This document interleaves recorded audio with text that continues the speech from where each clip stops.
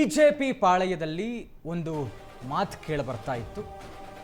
ರಾಜ್ಯದಲ್ಲೂ ಕೂಡ ಯೋಗಿ ಮಾದರಿಯಲ್ಲಿ ಮುಖ್ಯಮಂತ್ರಿಗಳು ಬಂದುಬಿಡ್ತಾರೆ ಅಂತ. ಬಟ್ ಆ ಚಿಂತನೆಗೆ ಹಿನ್ನಡೆ ಆದಂತೆ ಕಾಣ್ತಾ ಇದೆ.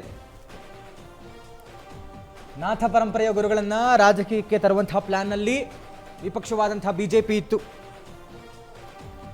ಬಿಜೆಪಿಯಿಂದ ಗುರುಗಳನ್ನ ರಾಜಕೀಯಕ್ಕೆ ತರುವಂತಹ ಪ್ಲಾನ್ ಫೇಲ್ ಆದಂತೆ ಕಾಣ್ತಾ ಇದೆ. ಮುಂಬರುವಂತಹ 2028ರ ಚುನಾವಣೆಗೆ ಶ್ರೀಗಳನ್ನ ಕಣಕ್ಕಿಳಿಸೋದಕ್ಕೆ ಬಿಜೆಪಿ ಪ್ಲಾನ್ ಮಾಡಿಕೊಂಡಿತ್ತು.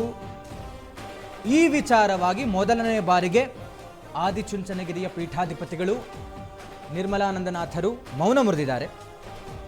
ನಮ್ಮ ಮಠ ಪರಂಪರೆ ಇರುವಂಥದ್ದು ಧಾರ್ಮಿಕ ಮತ್ತು ಸಾಂಸ್ಕೃತಿಕ ಸೇವೆಗೆ ಹೊರತು ಈ ಮಠದ ನೀತಿಯನ್ನು ನಾನು ಯಾವತ್ತೂ ದಾಟಲ್ಲ ಅಂತ ನಿರ್ಮಲಾನಂದನಾಥ ಶ್ರೀಗಳು ಮೌನ ಮುರಿದಿದ್ದಾರೆ. ನಮ್ಮ ಮಠ ನಾಯಕರನ್ನು ಹುಟ್ಟಿಸುತ್ತೆ, ನಾವೇ ನಾಯಕರಾಗಲ್ಲ, ನಾನು ರಾಜಕೀಯ ಪ್ರವೇಶ ಮಾಡಲ್ಲ ಅಂತ ಒಂದು ಸ್ಪಷ್ಟನೆಯನ್ನು ಆದಿಚುಂಚನಗಿರಿ ಶ್ರೀಗಳು ಕೊಟ್ಟಿರುವಂಥದ್ದು. ಕಾವ್ಯ, ಇದು ಬಹಳ ಚರ್ಚೆ ಆಗಿತ್ತು. ಉತ್ತರ ಪ್ರದೇಶದ ಸಿಎಂ ಮಾದರಿಯಲ್ಲಿ ಒಂದು ನಾಥ ಪರಂಪರೆ ಕಂಟಿನ್ಯೂಯೇಷನ್, ಬಿಜೆಪಿಯಲ್ಲಿ ನಿರ್ಮಲಾನಂದನಾಥ ಶ್ರೀಗಳು ಬರ್ತಾರೆ, ಕಂಟೆಸ್ಟ್ ಮಾಡ್ತಾರೆ ಅಂತೆಲ್ಲ ಚರ್ಚೆ ಆಗ್ತಾ ಇತ್ತು. ಇಲ್ಲಿ ವಿಚಾರ ಏನು ಅಂತಂದ್ರೆ, ಓಕೆ, UP ಇರುವಂತಹ ಗವರ್ಮೆಂಟ್ ಬೇರೆ ಇರುತ್ತೆ, ಕರ್ನಾಟಕದಲ್ಲಿ ಈ ರಾಜಕೀಯ ದಾಳವನ್ನ ಉರುಳಿಸಿದ್ರೆ ರಿಸಲ್ಟ್ ಬೇರೆ ತರನೇ ಬರಬಹುದು. ಇಲ್ಲಿ ನಿರ್ಮಲಾನಂದನಾಥ ಶ್ರೀಗಳು ಒಂದ್ ಮಾತು ಹೇಳ್ತಾರೆ, ನಾನು ಬರೋದಿಲ್ಲ ರಾಜಕೀಯಕ್ಕೆ ಅಂತ ಹೇಳಿ. ಎಸ್, ಒಳ್ಳೇದದು. ಆಕ್ಚುಲಿ ಏನಕ್ಕೆ ಅಂತಂದ್ರೆ, ಮಠ ಮತ್ತು ರಾಜಕೀಯ ಮಿಕ್ಸ್ ಆದ್ರೆ ಬೇರೆ ರೀತಿಯೇ ಇರುತ್ತೆ. ಅಲ್ಲ, ಆಗಿರೋ ಉದಾಹರಣೆಗಳು ಇದೆ. ಯೋಗಿ ಆದಿತ್ಯನಾಥ್ ಅವರಿಗೆ ಬ್ಯಾಕ್ ಗ್ರೌಂಡ್ ರಾಜಕೀಯ ಇದೆ ಸರ್. ಅವರ ತಂದೆ ವಿಚಾರದ ತೆಗೆದುಕೊಂಡು ಹೋಗೋದಿದ್ರೆ ಅವ್ರಿಗೆ ಬ್ಯಾಕ್ ಗ್ರೌಂಡ್ ರಾಜಕೀಯ ಇದೆ. ಸೊ ಅವರು ಸಮರ್ಥವಾಗಿ ರಾಜಕಾರಣ ಮಾಡಬಹುದು, ರಾಜಕೀಯ ಮಾಡ್ತಿದ್ದಾರೆ ಇವಾಗ, ಅದ್ರ ಬಗ್ಗೆ ಏನ್ ಮಾತಾಡೋದು ಬೇಡ. ಇನ್ನೊಂದು, ನಿರ್ಮಲಾನಂದನಾಥ ಸ್ವಾಮೀಜಿ ಅವರಿಗೆ ಆ ಒಂದು ಸಾಮರ್ಥ್ಯ ಇತ್ತು. ಅವ್ರೇನಾದ್ರೂ ಒಪ್ಕೊಂಡಿದ್ರೆ, ಓಕೆ ನಾನು ಹೋಗ್ತಾ ಇದ್ದೀನಿ, ಪಕ್ಷಕ್ಕೆ ಹೋಗ್ತಾ ಇದ್ದೀನಿ ಅಂತಂದ್ರೆ ಬಹಳ ಚೆನ್ನಾಗಿರ್ತಿತ್ತು. ಅವ್ರಿಗಿದೆ ಆ ಒಂದು ವರ್ಚಸ್ಸಿದೆ. ಕರ್ನಾಟಕದಲ್ಲಿ ಒಂದು ಡಿಸೈಡಿಂಗ್ ಫ್ಯಾಕ್ಟರ್ ಒಕ್ಕಲಿಗರ ಮತವೂ ಆಗತ್ತೆ ಅನ್ನುವಂಥದ್ದು ಕಾರಣ. ಈಗ ಒಕ್ಕಲಿಗರ ಮತ ಅಂತ ತಗೊಂಡ್ರೆ ಇಡೀ ಕರ್ನಾಟಕದಲ್ಲಿ ಒಕ್ಕಲಿಗರು ಜಾಸ್ತಿ ಇಲ್ಲ, ಓಕೆನಾ? ಕಂಪೇರ್ ಇದೆ. ಒಂದು ಒಬ್ಬ ವ್ಯಕ್ತಿ ಗೆಲ್ಲೋಕು ಸೋಲೋಕು ಆ ಒಂದು ಮತ ನಿರ್ಧಾರ ಮಾಡುತ್ತೆ, ಆ ಒಂದು ಜಾತಿಯ ವೋಟ್ ನಿರ್ಧಾರ ಮಾಡುತ್ತೆ. ಇಲ್ಲಿ ಒಕ್ಕಲಿಗರಿಗೆ ಮಾತ್ರ ಕಾನ್ಸಂಟ್ರೇಟ್ ಮಾಡಿದ್ರೆ ಈಗ ಹಿಂದುಳಿದ ವರ್ಗ ಏನ್ ಮಾಡ್ಬೇಕು ಅಲ್ವಾ?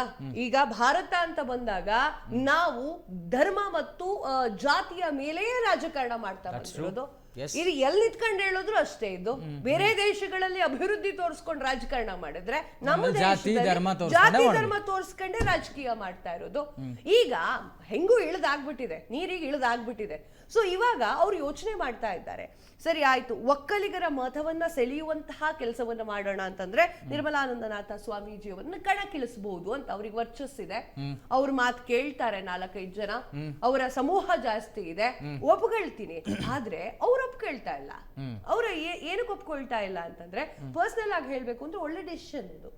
ಯಾಕಂದ್ರೆ ಮಠಕ್ಕೆ ರಾಜಕಾರಣ ಬಂತು ಅಂತಂದ್ರೆ ಅದು ಕಥೆನೇ ಬೇರೆ, ಪರಂಪರೆಗೆ ಧಕ್ಕೆ ಆಗ್ಬಿಡುತ್ತೆ. ಪರಂಪರೆ ಧಕ್ಕೆ. ನಾವು ಸನಾತನ ಧರ್ಮ ಅಂತ ಹೇಳ್ತಾ ಇದ್ದೀವಿ. ಯಾವುದೋ ಒಂದು ಜಾತಿಗೆ ಸೀಮಿತ ಆಗ್ಬಾರ್ದಲ್ವಾ ಸನಾತನ ಧರ್ಮ? ಯಾವುದೋ ಒಕ್ಕಲಿಗರ ಜಾತಿಗೆ ಸೀಮಿತ ಆಗ್ಬಾರ್ದಲ್ವಾ? ಓಕೆ, ಯೋಗಿ ಆದಿತ್ಯನಾಥ್ ಅವರು ತುಂಬಾ ಚೆನ್ನಾಗಿ ಕೆಲಸವನ್ನ ಮಾಡ್ಕೊಂಡು ಹೋಗ್ತಾ ಇದ್ದಾರೆ. ಯೋಗಿ ಆದಿತ್ಯನಾಥ್ ಅವರ ಹುಡುಕು ಕೊಳಕುಗಳೆಲ್ಲ ಕಡಿಮೆ ಇದೆ ಅಥವಾ ಇಲ್ಲವೇ ಇಲ್ಲ ಅಂತ ನಾವ್ ಇಲ್ಲಿ ಕೂತ್ಕೊಂಡು ಹೇಳ್ಬೋದು, ಕರ್ನಾಟಕದಲ್ಲಿ ಕೂತ್ಕೊಂಡು. ಅಲ್ಲಿರೋರಿಗೆ ಗೊತ್ತಿದೆ, ಅಲ್ಲಿ ಹೋಗಿ ಇಳಿದು ಅಲ್ಲಿ ಜೀವನ ಕಟ್ಕೊಂಡವ್ರಿಗೆ ಗೊತ್ತಿದೆ ಅಲ್ವಾ? ಓಕೆ, ಸರಿ ಆಯ್ತು. ಈಗ ಯೋಗಿ ಆದಿತ್ಯನಾಥ್ ಯಾವಾಗ UPಗೆ ಅಧಿಕಾರಕ್ಕೆ ಬಂದ್ರೋ ಅಲ್ಲಿರುವಂತಹ ಅಕ್ಕಪಕ್ಕ ಸುತ್ತಮುತ್ತ ಇರುವಂತಹ ರಾಜ್ಯಗಳೆಲ್ಲವೂ ಕೂಡ ಕೇಸರಿಮಯ ಆಗಿದೆ. ಓಕೆ, ಒಪ್ಕೊಳ್ಳ. ಕರ್ನಾಟಕದಲ್ಲಿ ಹೇಗಾಗ್ತಾ ಇದೆ ಅಂದ್ರೆ, ಕರ್ನಾಟಕದ ಒಂದು ವಿಚಾರಕ್ಕೆ ಬರುವುದಾದ್ರೆ ಯಾವುದೇ ಕಾರಣಕ್ಕೂ ಈಗ ಕಾಂಗ್ರೆಸ್ ಪಕ್ಷ 5 ವರ್ಷ ಅಧಿಕಾರ ಮಾಡ್ತು, ತದಾದ ನಂತರ ನಮ್ಮ ಗವರ್ನೆನ್ಸ್ ಹಿಸ್ಟ್ರಿ ನೋಡಿದ್ರೆ ಒಂದು ಸಲ ಅಧಿಕಾರಕ್ಕೆ ಬಂದಿದ್ದ ಪಕ್ಷ ಮತ್ತೆ ಬರಲ್ಲ. ಈಗ ಯಾರು ಕರ್ಕ ಬಂದು ಕೂರಿಸ್ರು ಅಷ್ಟೇ ಆಗತ್ತಲ್ವಾ? ಈಗ ನಿರ್ಮಲಾನಂದನಾಥ ಶ್ರೀಗಳು ಬಂದು 5 ವರ್ಷ ಕಂಪ್ಲೀಟ್ ಮಾಡಿದ್ರು ಅಂತ ಅಂದ್ಕೂಡ್ಲೆ ನೆಕ್ಸ್ಟ್ 5 ವರ್ಷ ಬರ್ಬೇಕು ಅಂತ ಏನಿಲ್ವಲ್ಲ. ಅಲ್ಲ ಬದಲಾವಣೆ ಆಗ್ಲೂಬಹುದಲ್ಲ. ತರ ಇರುತ್ತೆ ಸಂತೋಷ್. ಈ ಒಂದು ರಾಜ್ಯದ ಗ್ರಾಫ್ಟೇ ಬೇರೆ, ಪಕ್ಕದ ರಾಜ್ಯ ಕೇರಳದ ಗ್ರಾಫ್ಟೇ ಬೇರೆ, ತಮಿಳ್ನಾಡಿನ ಗ್ರಾಫ್ಟೇ ಬೇರೆ. ತಮಿಳ್ನಾಡಿನ ನಾವು ಯೋಚನೆ ಮಾಡೋಕ್ಕೂ ಸಾಧ್ಯ ಇಲ್ಲ, ಅಲ್ವಾ? ಸೊ ಹಂಗಿರ್ಬೇಕಾದ್ರೆ ಓಕೆ, ಅವರು ಬಂದ್ರೆ ಸಾಕಷ್ಟು ಬದಲಾವಣೆಗಳಂತೂ ಪಕ್ಕ ಆಗುತ್ತೆ. ಬರ್ತಾರೆ ಅನ್ನುವಂಥದ್ದೇ ಬಹಳ ದೊಡ್ಡ ಮಟ್ಟದಲ್ಲಿ ಚರ್ಚೆ ಆಗಿತ್ತು. ಅಗೇನ್ ಅದು ಅಟ್ ದ ಸೇಮ್ ಟೈಮ್ ಕಾವ್ಯ, ಇಲ್ಲಿನ ಸ್ಥಳೀಯ ನಾಯಕತ್ವದ ಬಗ್ಗೆಯೂ ಕೂಡ ಪ್ರಶ್ನೆ ಹುಟ್ಟುವಂತ ಆಗ್ಬಿಡುತ್ತೆ. ಅಂದ್ರೆ ಯಾರು ಸಮರ್ಥರಿಲ್ವಾ ಹಾಗಾದ್ರೆ ದಟ್ ಟು ಸಿಎಂ ಕ್ಯಾಂಡಿಡೇಟ್ ಆಗೋದಕ್ಕೆ, ಇದೆಲ್ಲವೂ ಕೂಡ ಚರ್ಚೆ ಬಂದ್ಬಿಡುತ್ತೆ. ಇನ್ನೊಂದೇನು ಅಂತಂದ್ರೆ, ಇವಾಗ ನಿರ್ಮಲಾನಂದನಾಥ ಸ್ವಾಮೀಜಿಗಳು ಒಂದು ಹೇಳಿಕೆಯನ್ನು ಕೊಡ್ತಾರೆ, ನಾನು ಬರೋದಿಲ್ಲ ರಾಜಕಾರಣಕ್ಕೆ ಅನ್ನುವಂತ ಸ್ಪಷ್ಟನೆ ಕೊಡ್ತಾರೆ. ಇನ್ನು ರಾಜಕೀಯ ಅಂತಂದ್ರೆ ಇವತ್ತು ಈ ತರ ಇರೋದು, ನಾಳೆ ಹಿಂಗಾಗುತ್ತೆ. ಯಾವ್ದನ್ನು ನಾವು ಇದು ಹೌದು ನಿರ್ಮಲಾನಂದನಾಥ ಶ್ರೀಗಳು ಬರೋದಿಲ್ಲ ರಾಜಕೀಯಕ್ಕೆ ಡಿಸೈಡ್ ಮಾಡ್ಕೊಳಕ್ ಆಗಲ್ಲ. 2028 ಚುನಾವಣೆ ಹತ್ರ ಬಂತು ಅಂದ ಕೂಡಲೇ ಹೇಳಿಕೆಗಳೇ ಚೇಂಜ್ ಆಗಬಹುದು, ಗೊತ್ತಿಲ್ಲ ಅಲ್ಲ. But even he is very clear, ನಾವು ಕಿಂಗ್ ಮೇಕರ್ಸ್ ಆಗ್ತೀವಿ ಹೊರತು ನಾನೇ ಕಿಂಗ್ ಆಗಲ್ಲ ಅಂತ ಹೇಳ್ತಾರೆ. ಅವರಿಗೆ ರಾಜಕಾರಣಕ್ಕೆ ಇಂಟ್ರೆಸ್ಟ್ ಇದೆ, ರಾಜಕಾರಣದ ಇಂಟ್ರೆಸ್ಟ್ ಇದೆ, ಆದ್ರೆ ತಾವೇ ಬರಕ್ ಇಷ್ಟ ಇಲ್ಲ. ಓಕೆ, ಬ್ಯಾಕ್ ಎಂಡ್ ಅಲ್ಲಿ ವರ್ಕ್ ಆಗಬಹುದು. ಎಸ್. ಇನ್ನು ನಾ ಬಿಜೆಪಿ ಅವರಿಗೆ ನೇರ ಪ್ರಶ್ನೆ ಕೇಳ್ತೀನಿ, ಯಾಕೆ ನಿರ್ಮಲಾನಂದನಾಥ ಸ್ವಾಮೀಜಿ ಅವರನ್ನ ಕರೆತರ್ಲಿಕ್ಕೆ ಪ್ರಯತ್ನ ಮಾಡಿದ್ರಿ? ನಿಮ್ಮಲ್ಲಿ ಯಾರು ಸಮರ್ಥರಿಲ್ವೇ? ಯಡಿಯೂರಪ್ಪ ಅವರು ಅವರ ಕಾಲ ಅಂದ್ರೆ ಅವರು ಗದ್ದಿಗೆಯನ್ನು ಇಳಿದ ಮೇಲೆ ಯಾರು ಹತ್ತಕ್ಕೆ ಯೋಗ್ಯರಿಲ್ವೇ ಅಲ್ಲಿ? ಇಲ್ಲ, ಅವ್ರ ಮಗನ ವಿಪಕ್ಷ ನಾಯಕ ಅಶೋಕ್ ಅವರ ಯಾರಾಗ್ತಾರೆ ಅನ್ನೋ ಕನ್ಫ್ಯೂಷನ್ ಇರೋದಲ್ವಾ ಮೇಜರ್? ಹೌದು, ಕನ್ಫ್ಯೂಷನ್ ಇದೆ. ಬಟ್ ಅಲ್ಲಿ ಅವರಲ್ಲೇ ಒಗ್ಗಟ್ಟಿಲ್ಲ ಅಂತಂದ್ರೆ ಮೂರನೇ ವ್ಯಕ್ತಿ ಕರ್ಕೊಂಡ್ ಬರ್ಲೇಬೇಕಲ್ವಾ ಕೇಂದ್ರ? ಇನ್ನೇನ್ ಮಾಡಕ್ಕಾಗತ್ತೆ ಹೈಕಮಾಂಡ್? ಓಕೆ, ಇದೇ ಪ್ಲಸ್ ಇಟ್ಕೊಂಡು ಕಾಂಗ್ರೆಸ್ ಹೇಳಿಕೆಗಳನ್ನ ಕೊಡುತ್ತೆ. ಅವ್ರಿಗೆ 2028 ಅಲ್ಲಿ ಪ್ಲಸ್ ಆಗಬಹುದು. ಕರೆಕ್ಟ್.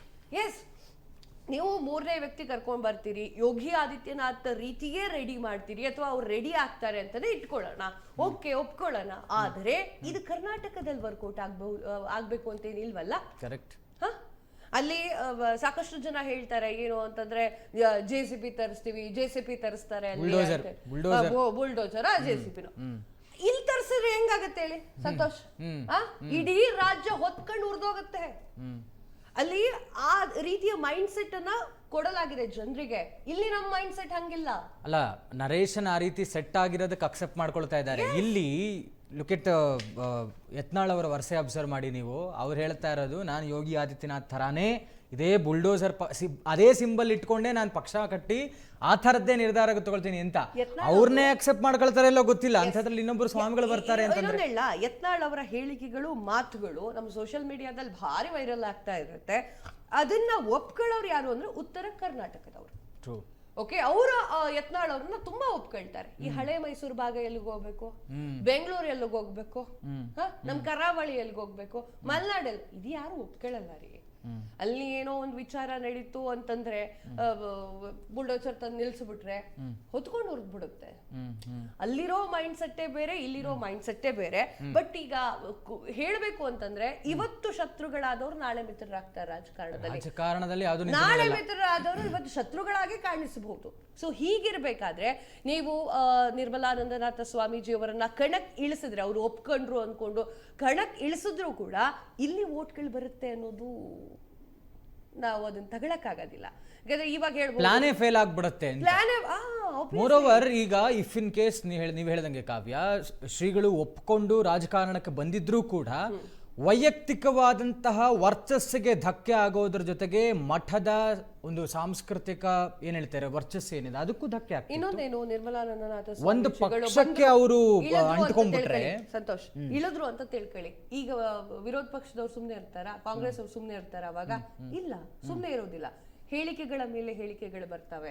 ಅದು ಅವರ ಪರ್ಸನಲಿ ಆಗಿರ್ಬೋದು, ಯಾವುದೇ ಆಗಿರ್ಬೋದು. ಈಗಿನ ರಾಜಕಾರಣಿ ಅದು ಯಾವುದನ್ನು ತಲೆ ಕೆಡಿಸ್ಕೊಳ್ಳೋದಿಲ್ಲ. ಬಟ್ ಅವ್ರು ಬರ್ತಾ ಇರೋದು ನಮ್ಮ ಪರಂಪರೆಯಿಂದ, ಸನಾತನ ಧರ್ಮದಿಂದ ಕಾಲಿಡ್ತಾ ಇರೋದು. ಅದು ಸಹಿಸ್ಕೊಳಕ್ಕಾಗಲ್ಲ, ತಗೊಳಕ್ ಆಗಲ್ಲ. ಅದು ನಾವಿವಾಗ ಹೇಳ್ಬಹುದು ಏನ್ ಬೇಕಾದ್ರೂ ಅಲ್ಲ. ಇದು ಯಾರೋ ಬೇರೆ ಸ್ವಾಮೀಜಿಗಳು ಬಂದಿದ್ರೆ ಸುಮ್ಮನಾಗ್ಬಿಡ್ತಿದ್ರೇನೋ. ಆದ್ರೆ ಆದಿಚುಂಚನಗಿರಿಗಿರುವಂತ ಒಂದು ಪರಂಪರೆ, ಇತಿಹಾಸ, ಅದು ಒಕ್ಕಲಿಗರ ಮಹಾಸಂಸ್ಥಾನ ಅಂತ ಬೇರೆ ಕರೆಸ್ಕೊಳ್ಳುತ್ತೆ. ಹೀಗಾಗಿ ಇದು ಸಂವೇರ್ ಎಲ್ಲ ಯೋಚನೆ ಮಾಡಿ ಶ್ರೀಗಳು ನಿರ್ಧಾರ ತಗೊಂಡಿದ್ದಾರೆ.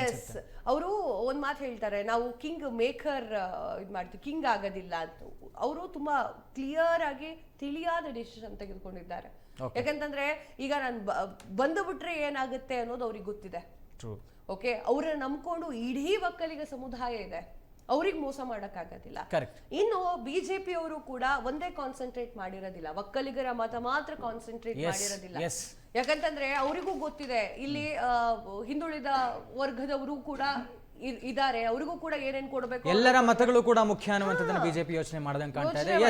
S, okay. ಒಟ್ಟಾರೆ ಆದಿಚುಂಚನಗಿರಿ ಶ್ರೀಗಳಂತೂ ಸ್ಪಷ್ಟನೆಯನ್ನು ಕೊಟ್ಟಿದ್ದಾರೆ, ನಾನು ರಾಜಕೀಯಕ್ಕೆ ಬರೋದಿಲ್ಲ ಅನ್ನುವಂಥದ್ದು. Yes, thank you Kavya. ಮತ್ತಷ್ಟು ಅಪ್ಡೇಟ್ಸ್ ಕೊಡ್ತಾ ಹೋಗ್ತೇವೆ. ಇದಾಗಿತ್ತು ಇವತ್ತಿನ ವಿಶೇಷ.